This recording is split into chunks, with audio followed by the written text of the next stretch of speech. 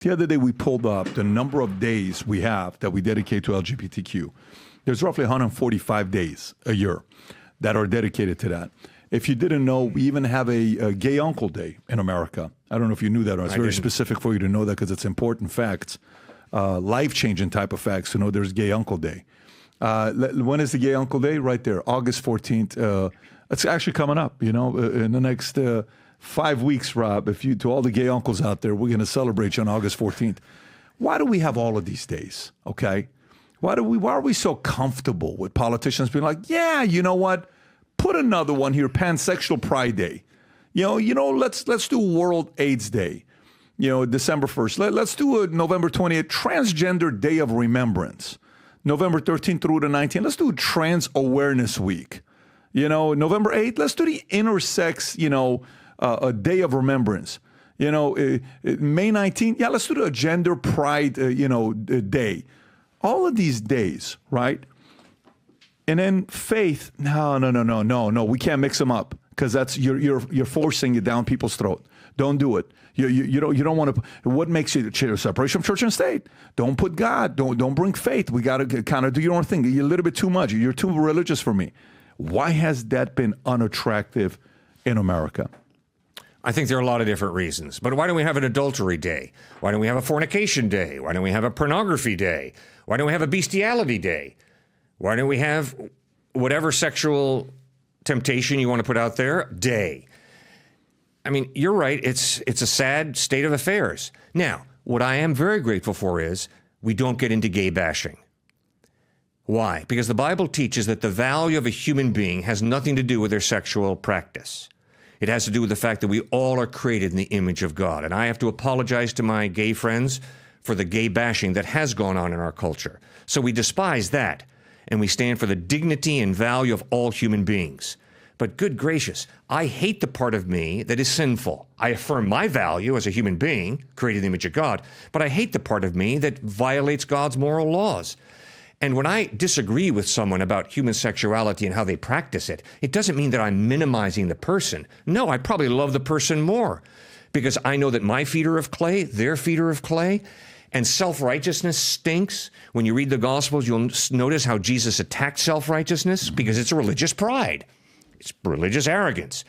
So we have to be very, very careful that we teach people that all human beings have equal value because we're all created in the image of God. The ground at the level of the cross of Jesus Christ is level. We all need his grace. We all need his forgiveness. And just because my sin doesn't happen to be the practice of homosexual sex, just because my sin has more to do with lust and that type of heterosexual sin, doesn't make me inferior or superior to anybody else. We all are in desperate need of Jesus Christ, his grace, his forgiveness, his love, and his power to change. So it's a complex situation. There's no question about it, no simple answers, but there's so many different ingredients that go into this. It's incredible. And I'm still convinced that Satan is having a heyday in our culture, just ripping people away from Christ and ripping them away from the scriptures and having them buy into moral relativism, secularism. I mean, if you just think about the results of living a life without God, it's meaningless. That's why Albert Camus, the great French atheistic existentialist philosopher, said the only question modern man must answer is why not commit suicide? I mean, if your birth is an accident and your death is an accident, then the only thing that lies between these two accidents is another accident, your life. So why continue to suck wind? Why not just end it all? And his point was, if you don't think about that, you're being intellectually dishonest. And the good news of Jesus Christ is, no, your birth is not an accident, and your death is not an accident, and there's eternal life out there. So you better handle life very wisely and very carefully, and you better use the talents that God has blessed you with to make this world more like heaven will be. And that's really understanding and coming to grips with the purpose of life. Yeah. So would you, I know you said gay bashing, so define gay bashing. When you say, I'm also not a fan of gay bashing. This is when we do what? When we minimize a human being because of their sexual practice. We make jokes about them. We start getting even in some cases, violent, and that violence has been deplorable at times. When we denigrate a human being created in the image of God just because they're gay or bisexual or whatever. No, all human beings have value. It comes from God. It doesn't come from me. It doesn't have anything to do with their sexual practice. But we all are perverts. I am a pervert. I have perverted the beautiful gift of God, life that God has given me. And that's what sin is. And therefore, we all need God's help to become the beautiful people that he created us to be initially. Right. So do you think, the only reason I'm asking that question is because I think there's an element as well of, I used to pray for 4 things. I used to pray for courage, wisdom, tolerance, and understanding. Mm-hmm. I stopped praying for tolerance. Mm-hmm. And the reason why I stopped praying for tolerance is because I think way too many Christians became so tolerant with any kind of behavior that it's kind of like, yeah, it's okay. Right. Listen, we can't upset them. Right. Because we can't, because it's their truth. You're flirting with it's my truth, his truth, all this stuff, truth, right? You're almost getting very close to it, where you're giving them ammunition to come back and say, you see, that's why, because your history of this, and then they impose the guilt. And they're like, well, let me apologize on behalf of my ancestors and what they did, and all these words they use. Oh my gosh, what else can I do to make you happy? Give me 145 days of holidays and days that we can remember for the pain that I have to deal with and the trauma that I have to deal with. Oh, cry me a flippin' river is what so to me, I think the process of going through that leads to the opposition abusing that power. And, do you know what he did? When siblings fight, your kids, when they fight, he did this. And it's like, oh my God, I'm so sorry. But you know what? Let's give you ice cream. He also did this. Here, let me take you out somewhere, baby. You just screwed up that kid, because that kid now knows every time how to get stuff from you. So, because to me, I think the LGBTQ is become its own religion today. And people are using it as a church in the name of whoever, baptized in the name of, all these other folks. So I think we're flirting with that. What goes in the mind of a society to think the direction we're going with LGBTQ is a good idea? Like, how do you even sell that? If you were to be a devil's advocate. How do you sell it? I think you sell it by doing exactly what's been done on almost every major university campus and by the press in our country. You misdefine tolerance. You used the word tolerance, a very important word in our culture. All right, what is tolerance? Tolerance is not me looking into the face of an atheist and saying, you and I agree. I'm tolerating you. No. That's not tolerance. That's being brain dead. An atheist and I do not agree. Tolerance is me looking you in the face and saying, all right, you're an atheist, I'm a theist. We disagree. But guess what? I still love you and I still respect you. And we're going to disagree, and we're going to communicate why we disagree. We're going to have an intelligent discussion, which is what the liberal arts education in the United States and Western Europe was based on. A free discussion where we disagree, but we do it respectfully. Now, if I'm going to follow a guy who, as he's bleeding and dying on a cross, prays for his enemies, Father, forgive them, for they know not what they do. That is the essence of tolerance. Jesus did not say, oh, give me more persecution. Stick another nail in my side. No. But he loved and forgave those who hurt him. That is tolerance. It's not saying, oh, we all agree. No, we don't agree. I do not agree with the atheist. I do not agree with the agnostic. I do not agree with the Muslim or the Buddhist or the Hindu. I'm a follower of Jesus Christ, and this is why. But I will tolerate you in terms of respecting you in spite of our disagreements. Yeah, I think when I'm so curious, like I want to know how we got here, and I want to know who thinks this is a good idea. Stats are against us. Our birth rate is the lowest it's ever been, 1.6. People are not having kids. The more you increase the population of gays and lesbians, the less kids are going to be born. And, the more, if you even look at the data of what year we stopped. Rob, can you pull up the data you were showing about faith in 1964 and how it matches the single mothers to where we are today? In 1964 is also where Lyndon Johnson came out with his new policies, where, almost, we're going to take care of single mothers who have a lot of kids, and 4% of kids were being born in single mother households. Now it's 40%, skyrocketed, right?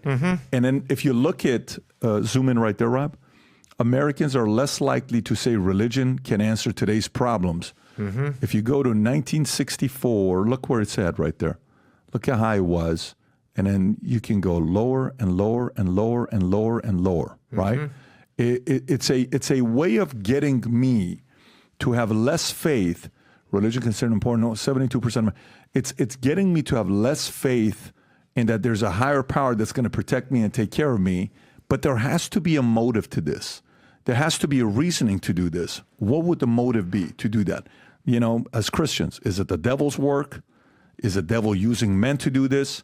What is the long-term motive? Is the enemy trying to find a deceptive way to divide America, to destroy it, and the enemy is on the outside? Is it on the inside? But none of these things make any logical sense that it's a good thing for society. So why do you think this is happening? Well, you think it's an institution? You think it's an individual? You think the adversary? Who do you think is behind it? I think you're being very biblical. It's all of the above. The Bible talks about the world, a world system that's anti-God. It talks about the sinful nature that we all are born with. Oh, no, Cliff, we're not born with sinful nature. We're all born good. Really? Then you haven't worked in a daycare center. You know, children can be precious. And when I was a little kid playing in a sandbox, my buddy infuriated me, so I picked up a metal truck and dropped it on his head. I'd never seen that behavior modeled, but I'm a sinner. I was a sinner from birth. So you've got the world system, you've got my sinful nature, what Dallas Willard, the USC philosophy professor, described as the readiness to sin factor that every individual has. And thirdly, you've got the devil. M. Scott Peck, the great Connecticut psychiatrist, wrote a book called People of the Lie. And in this book, he argues, you know something? In American psychiatry, we should include a branch called evil, demonic. Because when you look at something like a My Lai massacre, you're not just dealing with human beings getting confused. You're dealing with an incredible power of evil. And that's exactly what Jesus talked about Satan, a personal power of evil. So we're dealing with all of that, unfortunately, in our culture and our country today. Okay. Yeah, I'm wondering if it's deeper than that. I'm wondering if this warfare that's going on, there's a bigger reasoning behind it that we still haven't even figured out that's happening. I don't have the answer. That's what I'm wondering. But you're always out there talking to people, so maybe you've had so many different questions that people have asked you that's forced you to do the research to get back and better, improving the arguments, et cetera, et cetera. Okay. Do you know the last time we introduced this hat, what happened to it? Within seconds, it sold out. We ordered 1,000 of these. Like this, it was gone. And we got hundreds of emails saying, hey, I want one of these. Can you please put it back up again for us to order? So this is what we're doing just to prepare on what's going to happen. Because the Olympics are about to start, and because those of you who watch this podcast love America, this hat says USA on the front of it. If you're proud American, you love America, sport this hat. On the site, it says Future Looks Bright. On the back, it says Valuetainment. On the side, it's got the American flag. And on the lid, it says the future looks bright. Never have we had a merch that sold out as fast as this. So here's what we're doing. That's the QR code. You go out there. We have a special USA gear, Team USA gear that is here on vtmerch.com. I'm telling you right now, when you go there, it's going to tell you on back order, but it's going to be first come, first serve because we're ordering. There's some amount that's going to go out immediately, but some of it's going to be on back order. The shirts, the hats, highly, highly recommend during this season, the next 3 to 4 months. When you go to work, maybe you don't want to feel like you want to wear some other hats, but maybe you're comfortable wearing a Team USA hat. Sport this gear when you're going to work, when you're going out over the weekend. Let people know you're proud to be an American. We got the gear here for you. A bunch of different things. If you can zoom in on a couple of those shirts when you order it, it says USA on the front, and it says Future Looks Bright on the back, and it's got the American flag on it as well. So again, go to vtmerch.com, place your order. Don't be one of the ones that hesitates. Order 2, 3 for your friends, your family, your peers. There's even gear for women. The last time we had some female gear that we announced, women's gear we announced, it actually went very quickly. I got a bunch of pictures as well of people. When you get this gear, sport it, tag us. We share it on the podcast while we're going through it. So again, do your thing. So if you like this clip and you want to watch another one, click right here. And if you want to watch the entire podcast, click right here.